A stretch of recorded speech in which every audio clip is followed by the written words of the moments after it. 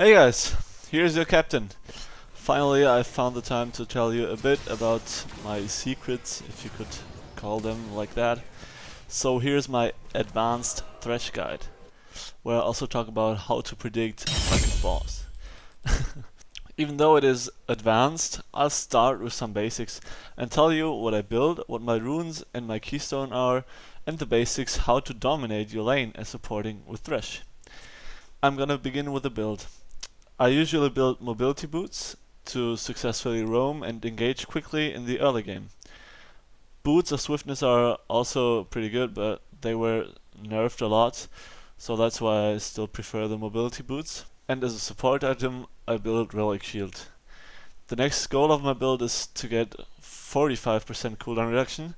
That's why if the enemies are somehow relying on attack speed, I love to build frozen heart as my second item because it gives you 20% cooldown reduction. And then I always build Locket of the Iron Solari because these shields, they are gonna carry you every single team fight.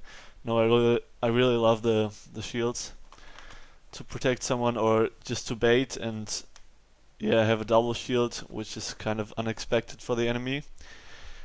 And the last item is optional, I would say. If you need more magic resist, you build Banshees. And if you need more armor, just go for Randuins. Or even the Thornmail. I like Thornmail if you play against, I don't know, people with a lot of auto attacks.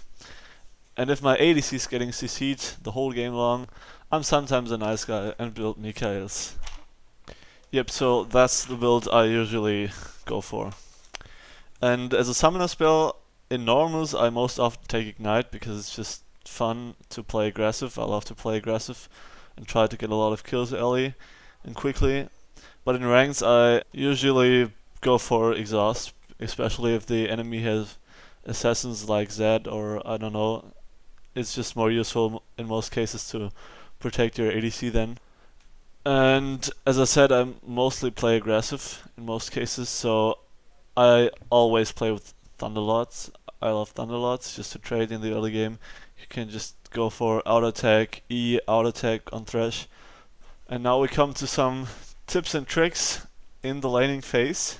The first one is to hook at the exact moment when your ADC has just lasted a minion, so you have a hook completely out of a sudden, which the enemy doesn't expect so quickly, and mostly it's not hard to hit and you can trade or even kill the enemy ADC. Another important thing or trick, I don't know how you call it, is that if you have caught an enemy, you always want to make sure, if it's the ADC or any carry, that you flay or hook him into your ult so that he gets the damage immediately to have an insane burst. Before we get to the predictions now, I still want to talk about how you should play Thresh in teamfights.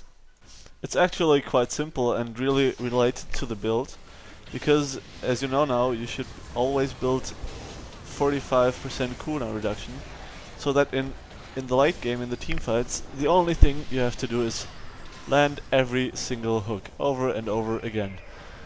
Even if it's the tank in the front line, it's still helping, because those are like 2 or 3 seconds. If you hook him and E him again and again, he's just useless, anyone who you hook. And if you hook the ADC, ult, E, and he's down. So now, after we got through all the boring stuff, just kidding, you also need that. But now we come to the predictions. First, there are some requirements that need to be complied. The first thing is, you have to be in a position of dominance. So preferably you come from a side and the enemy is lower than you, or you're just more players than them, coming onto them. And here we go. A really simple trick to get a lot of cool predictions and meta lives is basically to go roaming a lot, because in this case you always have the situation that you're coming from a side and you put a lot of pressure onto the enemy because you're one more usually if the enemy jungler isn't counter ganking. And so the enemy is forced to use an escape spell, and this is where your time to shine comes. If the mid laner has escape spells like Zed's Shadow or LeBlanc's Jump out of the flash themselves, you obviously want to predict that in this case, as we can see here.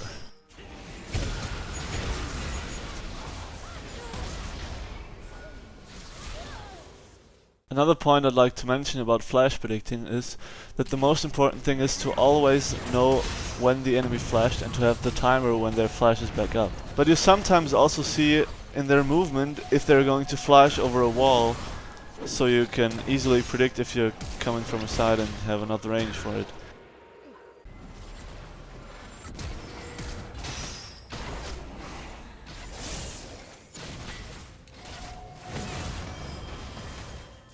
So yeah, that was my first tutorial. The rest is just a matter of practice, I would say, and just try out everything I mentioned. And well, I hope you enjoyed it. Leave some feedback in the comments and tell me what I missed out maybe. This was maybe also only the first part. Maybe I'm going to do another tutorial where I go into detail maybe about invisible champions like Shaco, how to predict them. I don't know, but yeah, leave me some feedback down below, and see ya in my next Thresh montage.